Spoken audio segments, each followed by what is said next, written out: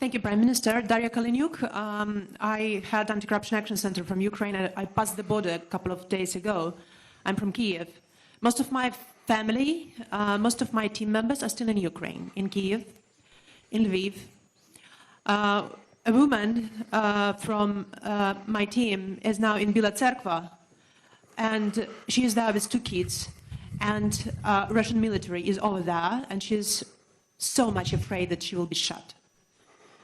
Kharkiv, the city where I was studying, was bombarded today, fully, the downtown square. So you're talking about the stoicism of Ukrainian people, but Ukrainian women and Ukrainian children are in deep fear because of bombs and missiles which are going from the sky. And Ukrainian people are desperately asking for the West to protect our sky. We are asking for the no-fly zone. We are saying in response that it will trigger World War III. But what is the alternative, Mr. Prime Minister? To observe how our children are, instead of planes, are protecting NATO from the missiles and bombs? What's the alternative for the no-fly zone?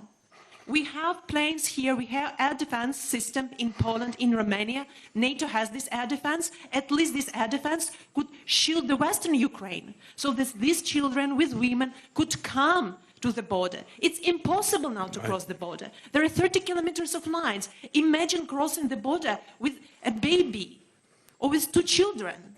I'm so glad that Samantha Power is coming here to the border from the Polish side. Let her come to the border from the Ukrainian side and see that. Britain guaranteed our security under Budapest Memorandum. So you're coming to Poland. You're not coming to Kiev, Prime Minister. You're not coming to Lviv. Because you are afraid.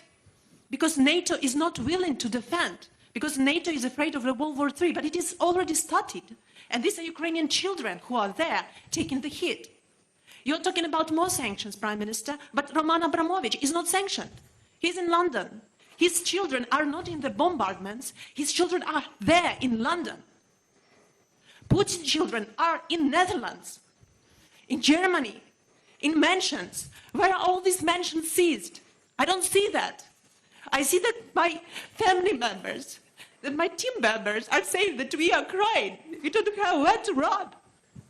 Well, this is what is happening, Prime Minister. Well, thank you very much for your questions, and thank you for getting here today. And I'm glad that you have been able to get here. And look, I just want to say that I'm acutely conscious that there is not enough that we can do as the UK government to help in the way that you want. And I've got to be honest about that. And when you talk about the no-fly zone, as I said to Volodymyr Zelensky, I think a couple of times, unfortunately, the implication of that is that the UK would be engaged in shooting down Russian planes, would be engaged in direct combat with Russia. That's not something that we can do or that we've envisaged. And I think the consequences of that would be truly very, very difficult to control. What we can do is all the things that we are doing already, and providing as much help and support to the Ukrainians as we can. And as I said to you earlier on, the UK was the first European country to offer military assistance. Also doing everything we can to tighten the economic noose around the Putin regime, and we were amongst the very first to put that package together. And I have to tell you, I think that it will work. I think that Vladimir Putin's venture is doomed to fail, and I think that it will be extremely difficult for him to continue on the path that he is on.